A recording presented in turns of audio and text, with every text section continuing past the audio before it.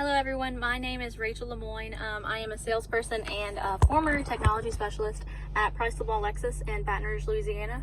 I say I was a former technology specialist because I used to hate making these videos, and now as a salesperson I understand how much they could really be helping people out. So that's why I'm back doing it.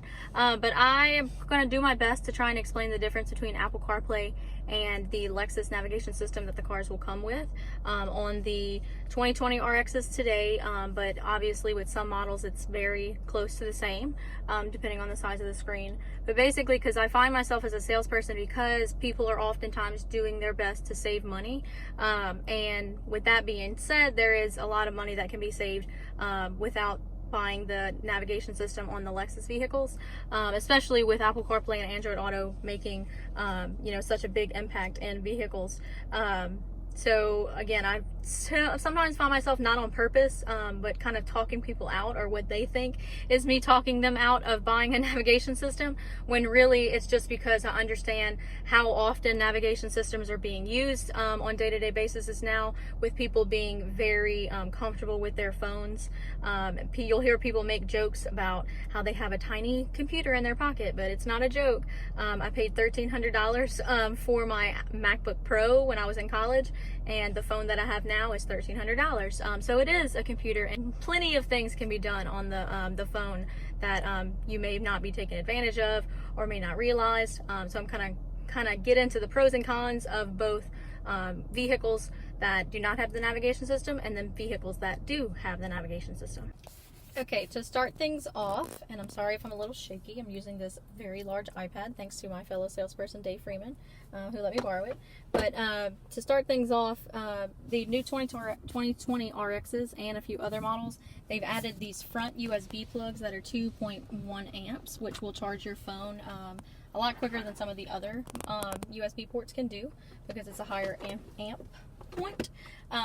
So starters off, I guess this is kind of a con feature if you would like to see. In order for you to use Apple CarPlay in these cars, you have to use the USBs that are inside the center console, which isn't a huge deal, especially because of everything that you can do with Apple CarPlay. You can just kind of tuck your phone away in this little stowed area and not have to worry about it. But if you wanted to keep your phone possibly in the little slot that Lexus created, or just, in view for you to have in case of emergencies, that's, I guess, like I said, kind of a con, but it's not too bad considering everything that can be done. So this is a solely what I refer to as a non-navigation unit, basically meaning that the Lexus, on the spec sheet, you will not have the navigation package that Lexus offers. And so what it does is, as soon as I plug it in, if you plug it in the first time, it's going to ask you for a few prompts saying that you have to allow the Apple CarPlay to work. But once you get past those prompts when you first plug it in, every other time that you plug it in, it's going to go straight to your screen.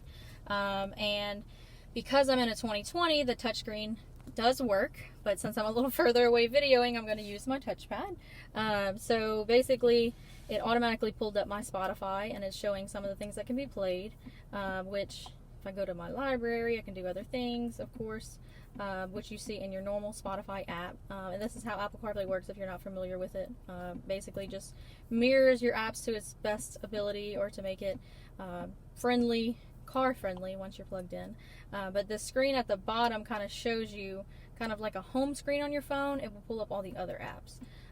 So when I explain people what Apple CarPlay does, I basically explain that it is a screen mirroring system for your phone.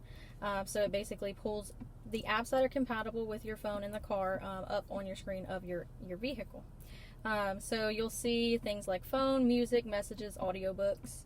But obviously, since I'm focusing on the navigation, which I tend to think that people do oftentimes, kind of like Waze, Google Maps, Apple Maps, that's kind of what the biggest thing in the Apple CarPlay, if you're trying to save money not buying the navigation system, that's the biggest pro for it. So I'll go ahead and open up the Apple Maps. And it's kind of showing me, work, home. I can search for things. So let's say I'm searching for a gas station, and I go to the closest racetrack. So once I select it, I hit go. Just because of who I am, I always have my prompts muted, but she will speak to you through speakers, just like your phone does normally when you have the navigation set. But the really neat thing is, especially with the Apple Maps on Apple CarPlay, is now with the new update, the iOS update, it actually will split the screen for you, so you can have your music playing, you can see a smaller map towards the left, and then your next driving command or prompt to the right. So that's pretty neat. And if I go back, like I said, a lot of people, they really like using Waze because of the user friendliness of it and the fact that it will tell you what's around, and so on and so forth. So I'll just search for something, and it is showing me, you know, if I start to drive around, this is basically will pull up on your screen. But you know, if you're trying to save money on a vehicle, you can save a great deal of money, right about $2,000, maybe a little bit less, on the navigation package. And if you do not mind using your data, because that's an important thing, some people, they really dislike using their data on their phones for their car, which most of these cars have a Wi-Fi set up to where you could plug your phone into Wi-Fi and get it connected and you wouldn't be using data. But for me, I have an unlimited data plan because I know how often I use my phone, and basically I don't have to worry about that. But that is something that you do have to do if you're not connected to Wi-Fi in your car, or you don't have Wi-Fi in your vehicle or have it set up. Every time you use Apple CarPlay, it technically will use data if you use any of the apps. So sometimes that can kind of scare people off. But I like to remind people that pretty much any time in the past, if you use your navigation on your phone, or maybe your Spotify or anything else, if you weren't connected to Wi-Fi, then you would be using your data. I basically always ask people, if you have navigation in your car now, or if you had it in the past, how often do you think you're using it? If you were using it every single day, then I say go ahead and get the navigation equipped car. But if you weren't using it very often, if you were using it on trips, or if you were stuck in an emergency situation and you couldn't get yourself out, so since I'm from Baton Rouge, I would definitely use my navigation every time I'm in New Orleans area, or really maybe some lost parts of Baton Rouge. And you won't have to bother looking down at your phone because it's all up on your screen, and you have the option of not using it. So that's a bit of a way that you could save money using the non-navigation vehicles. Okay, now this is the navigation equipped RX 2020 that I'm in currently.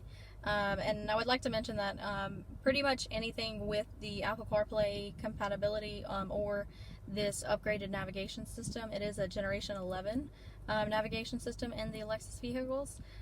So that is something to mention. And again, I don't mean to knock the navigation system, because it is a pretty amazing in all of its glory. It's a very attractive looking map.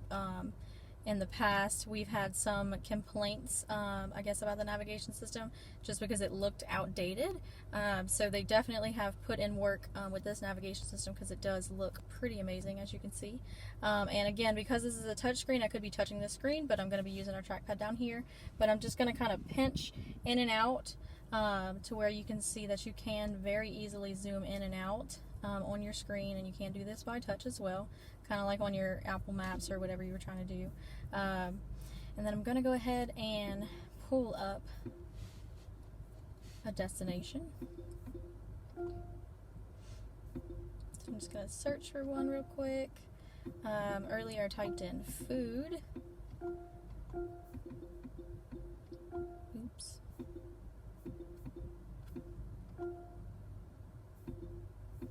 So food, and this Subway popped up, so I'm just going to select the Subway, searching really quickly, and then it pops up. I'm just going to hit go. I'm going to go to Subway, and it says my destination was set, and the optimized route is downloaded from the cloud. So that is another thing to point out with these new Generation 11 navigation systems. There is a cloud-based system. You have 3 years of complimentary dynamic navigation with a new vehicle. It pings the cloud, and if there is an address that maybe the navigation wouldn't have had it because it's a fairly new address, or it's a local restaurant that maybe the Lexus team didn't download to the system, if it is stored in the cloud, it'll pull down and add it to your route. So it is basically, it updates itself. And that is a trial that is complimentary for 3 years, and if you wish to continue it, you would just basically continue to pay for the feature. So I'm just going to hit go. Please proceed to the highlighted route, then the route guidance will start. And of course she starts talking to me. And kind of like I did earlier with Apple CarPlay, you can split up the screen. So I'm just going to put on the map to the right, and then I'm going to hit radio. I guess select an FM station. Getting the app. And then that way you can have your music to the right, your map to the left, or vice versa. So if I hit map and then I come over here and then select music, you can split it up that way. And you always have your map up and kind of going. And again, this is a pro to having a navigationally equipped vehicle, because you wouldn't have to plug in your phone to have your navigation up at any time. They've also updated the voice command system to where she understands conversational text. So you can just say, take me to the nearest mall, or whatever your destination is, and she would be much better to just kind of, in the easiest process, add the destination and take you straight there.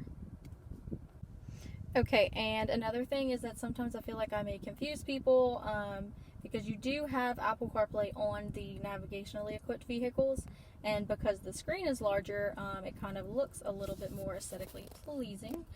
So you have your apps, and then if you split the screen, of course your map's bigger. Same thing as earlier, you have a split screen to where you can have some easy access features, your music showing while you're still having a map up. So there you have it. To me, that's some of the biggest pros and cons of getting a navigationally equipped vehicle versus saving the money and not so.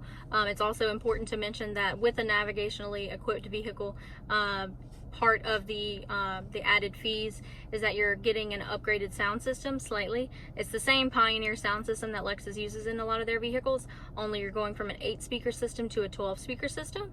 So if sound does mean a lot to you, that may be something to kind of look out, test the waters and see if you can hear the difference, if you prefer the 12-speaker system over the 8. Me personally, I can't ever hear the difference. So again, that's worth it to me to save the money there.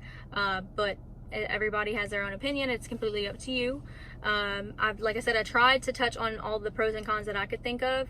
Obviously, I didn't even go close to everything that both of these systems can use. Like I said, if you have any specific questions, wondering if one thing does this or one thing the other system may do better than the other, please let me know, and I would be very happy to go into it for you. Thanks.